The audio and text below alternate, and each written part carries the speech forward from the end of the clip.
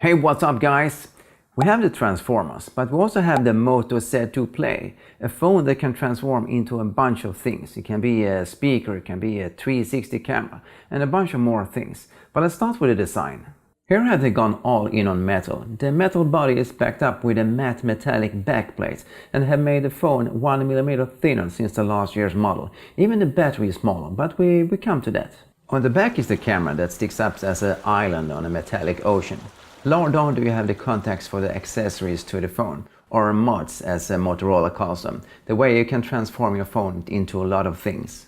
Here have you a bunch of accessories that you can attach to your phone. It can be a 360 camera, it can be a gamepad for your gaming, or a speaker, and a lot more. And the good thing here is the mods are backward compatible, so maybe can this be a way to save money by buying some old mods. They're easy to attach and stay in place by magnets. The speaker that I have tested gives the phone some extra boost for the sound. It's a small speaker, so don't expect too much, but you get a lot better sound than the speaker from the phone. That is a mono speaker under a phone speaker. Or you can just have the backplate that are included in the box for protecting your phone, which also give you a better grip. When it comes to the screens, Motorola put in a 5.5-inch Super AMOLED screen with a resolution of 1920 by 1080. The colors are vibrant, you get the deep blacks and you have a good viewing angle without losing quality. So the 5.5-inch screens gives you a good browsing and viewing experience. And that is something we do a lot with our phones today.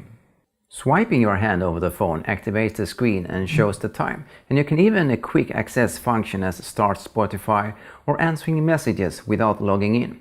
And with a Moto Shatter Shield it is protected not crack or shatter. And here would it be interesting to get feedback from you who own a Moto Z2, if this works or not. The fingerprint sensor have they made bigger. This is because now does it not just unlock your phone, which works fine and quick.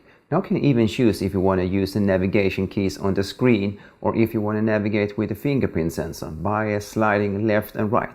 And there are more Moto actions that you can use. You can double chop like a timberman to turn on and off the flashlight, or you can double twist to turn on the camera. But wouldn't it be nice if you could self-choose which software you can use with this function? The phone is not water protected in that way that it has some classification, but Motorola has put on some nano coating both on the outside as well as on the inside to protect it from water. You can't submerge it, but it should handle some splashes and maybe a little bit of rain. And even with this thin design have they kept the headphone jack, and you also have the USB Type-C port here, but that is more or less a standard today. And as I mentioned before, and maybe some of you already have heard, so they made a battery smaller, in that way that it has less milliamps. A 3000 milliamp battery is what you get, but don't worry here, you easily get a full day of average use. And if you're on your way out and notice that the battery is low, can you fast charge it with a turbo powered fast charging, which takes you to around 50% in only 30 minutes. When it comes to the specifications, so do we have a Snapdragon 626 here, and that maybe don't sound so impressive, but playing intensive games and surfing around don't seem to be any problem. You also have 4GB of RAM and 64GB of internal storage, which can be upgraded with a micro SD card to 2TB. When we take a look at the camera, so do we here have a 5MP front-facing camera. And here do we even have LED lights for helping you in low light situations.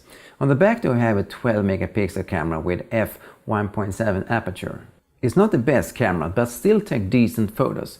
You have a dual pixel autofocus and laser focus, and that helps you to get in focus fast. It's not as smooth as the best camera, but still fast. You can take videos up to 4K 30 frames per second, and the quality is decent, even if I think that both pictures and video lose some quality as you don't have that optical image stabilization. So you have to have a higher ISO to get faster shutter speed. A thing that comes more and more on phones today are dual SIM card, at least here in Sweden, and it's quite good to have if you have two numbers, one for home and one for work. And what can we say? The Moto Z2 Play is a phone that sticks out, both when it comes to design as well for its mod. Even if Red, the big camera manufacturer now, seems to come with a phone with mods. I dropped a link below about it that Marquez have done. And with that said, do I say thank you and goodbye, and I hope I see you in the next one.